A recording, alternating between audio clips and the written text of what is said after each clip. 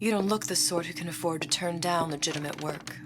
No gods or kings, only man. These are the words that greet you in the original Bioshock, just before you descend into the bathysphere and enter the hellish dystopia of Rapture. The fallen underwater society became one of the most celebrated video game settings in recent memory. Who could forget their horrifying first encounter with a splicer, or getting spooked by Dr. Steinman? In so many ways, Rapture is a nightmare we can't get enough of.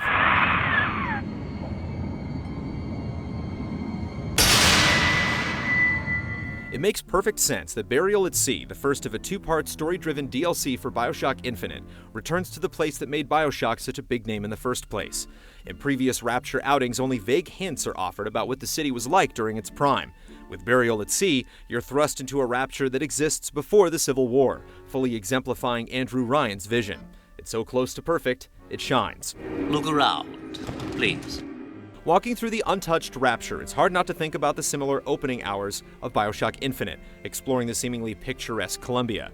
Here you can venture into places like Rapture Records, where the gleaming white tile looks so clean you could practically eat off it.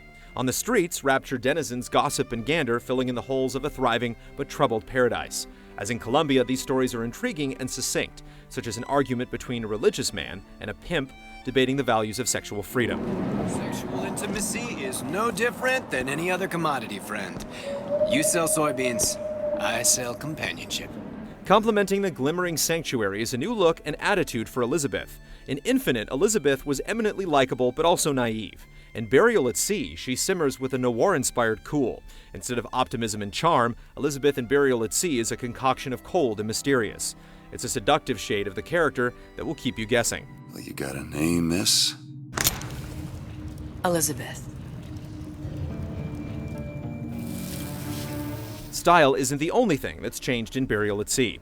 The DLC plays like a mix between the original Bioshock and Infinite. Whereas Infinite is action-packed, Burial at Sea emphasizes stealth and preparation. Ammo isn't quite as abundant as it was in Infinite, requiring you to rely on plasmids even more than before. Because you often see enemies before they see you, setting up plasmid traps is a fun and effective way to approach a situation.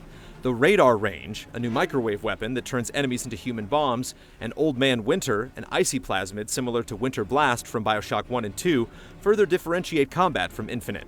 Skylines also return to enable aerial assaults or speedy escapes. Burial at Sea is more than a reinterpretation of the original Bioshock, allowing players to see a different side of Booker and Elizabeth through the fascinating lens of an unspoiled Rapture. How much is revealed and how many surprises await can only be answered when Burial at Sea releases later this year, where we can once again experience the misery that only man can deliver. Look. Fontaines. Ryan sent the whole thing to the bottom. But it's a prison now.